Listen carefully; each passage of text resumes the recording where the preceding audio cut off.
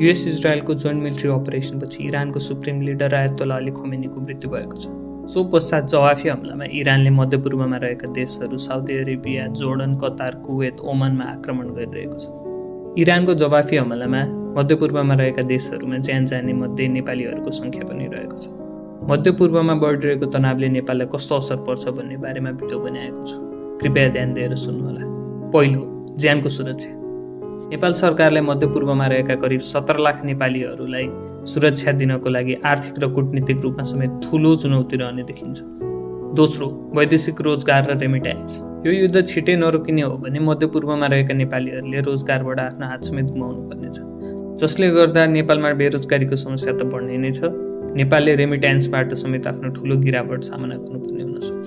तेस्रो, इन्धनको मूल्य वृद्धि र महँगी।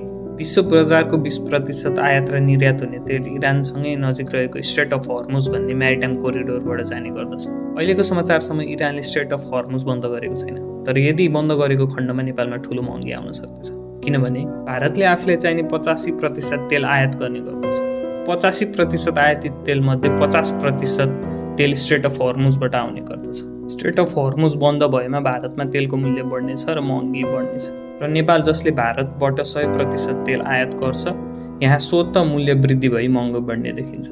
महँगी बढेसँगै नेपालको अन्य आर्थिक क्षेत्रहरूमा यसले प्रत्यक्ष अप्रत्यक्ष रूपमा असर पर्ने देखिन्छ। नेपालमा अहिले निर्वाचनको समय छ र भोलिबाट मौन अवधि सुरु हुँदैछ। जित जुन दलको भए पनि निर्वाचनपछि बन्ने सरकारले अहिलेको सङ्कटलाई परिपक्व ढङ्गले सामना गर्नुपर्नेछ। सबैमा शुभकामना।